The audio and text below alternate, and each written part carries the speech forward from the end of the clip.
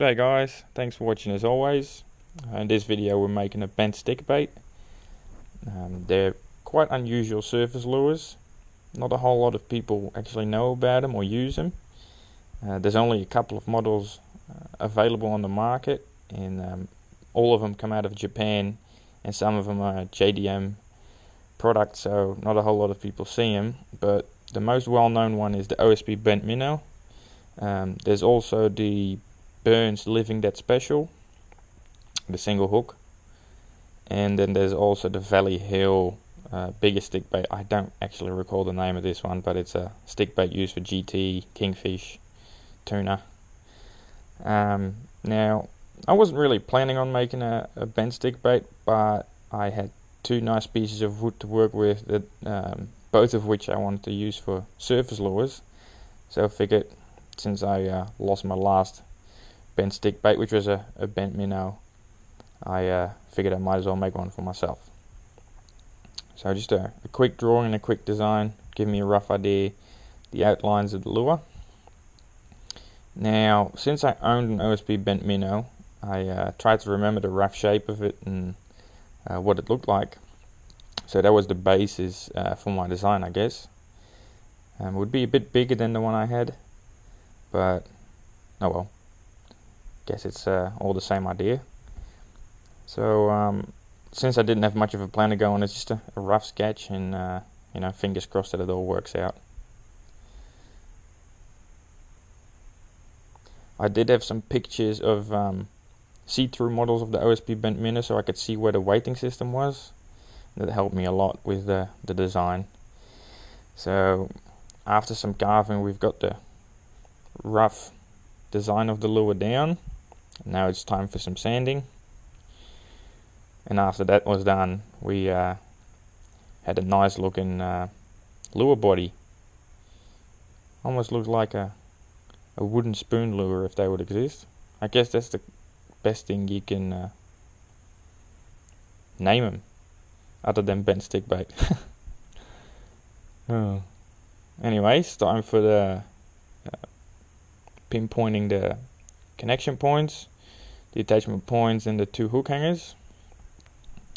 There will be a belly hook hanger, which will be in the hollow side of the lure, and obviously a tail hanger as well. Now, as always, we're using paulownia wood, which is fantastic wood to work with. I'm running out of my last couple of bits of paulownia wood, so might have to look for some new stuff, but either way, we'll get that sorted pretty soon.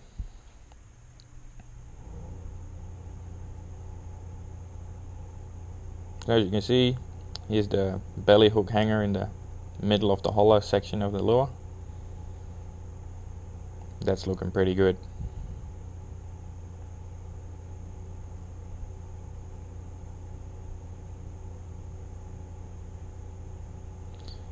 Now there is one tricky bit with this design, is because the lure is fairly flat, and I'm using screw eyes as hook hangers and attachment points. It's a bit tricky to use a decent screw eye and screw it all the way, and obviously the rest of the screw eye would penetrate to the other side of the lure, which is something we don't want. So I did have to trim the screw eye a little bit. Also, I'm not screwing this screw eye in straight, so that it has a bit more space in the wood to be screwed into.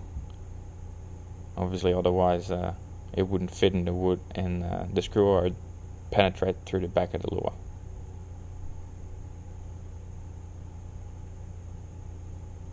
If you're not too sure on this, you can always drill a pilot hole with a very small drill bit.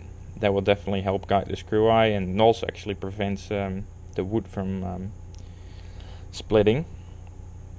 Luckily, paulownia wood is fairly forgiving, since I don't own enough drill bits to be able to make a decent pilot hole for these screw eyes. Well, that's looking pretty good. That all fits well. Perfect.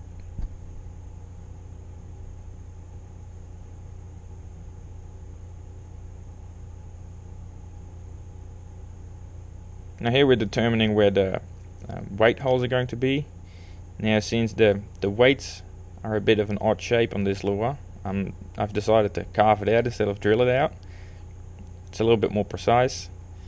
It allows me to make a bit of a flat, shallow hole, bit more spread out of the body. But if you have a very big wood drill, you can make a very shallow drill hole and use that as a weight hole instead.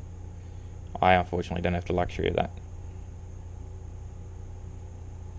So here we've got the first hole, and that weight fits in very nicely.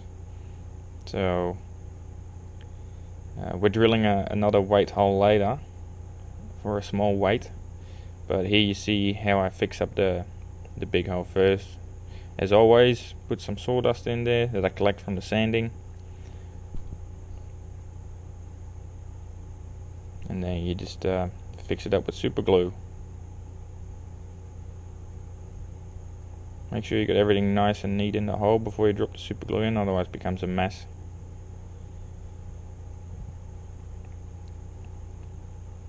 Then you just put the drops in. Some smoke will come off it sometimes. Really heats up a fair bit, and then once that super glue seeps in, you can add more sawdust until that hole is nicely covered and it's fairly flush with the rest of the wood. It's a very quick way and a very good way to fix your weights, and very strong. They'll never come out, and it's done within seconds.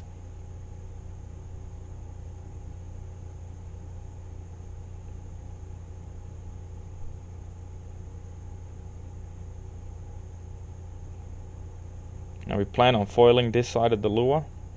The other side is just going to be a wood carving, so you won't be seeing the weight holes. But if you want to paint your lure, you give it a base coat, obviously you won't see those weight holes either. Alright, so that's looking pretty good.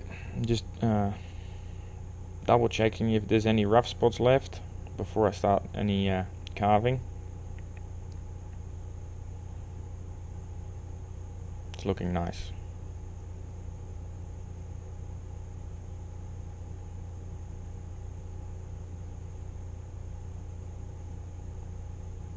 Now here we've drilled the second weight hole. It's only a little bit of extra weight. Gives it a bit more of a nose down pause. So that's good. It's better for the lure action. Now, just like all of the other lures that I've made and the videos made about them, this is obviously an optional thing to do, the face carving and the scale carving, but it is a very nice way of really personalizing the lure that you're making. Doesn't necessarily make it any better, but does make it look very good.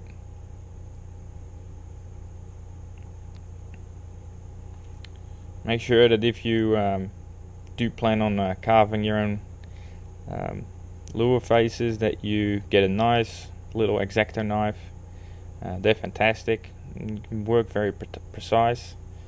A lot easier to work with than, for say, a big Stanley knife or anything around that size range. Now a bit of time goes into carving, but the finished product is awesome. We did some scale carving, just like in our swim boat making video. I did get bored a little bit, so I drew a little Japanese Daruma doll on it, which is for good fortune, which is something we definitely need since I've never made any of these lures, so I hope it turns out good. But gives it a nice look. Very classic Japanese look. Obviously we super glued the eyes in, as with any other lure. I get these 3D eyes from Orvis. They do a very good job of making a nice realistic eye. Nice foiling in the back. Looks good. Really finishes the lure well. You can get cheaper ones, but they don't always look as good.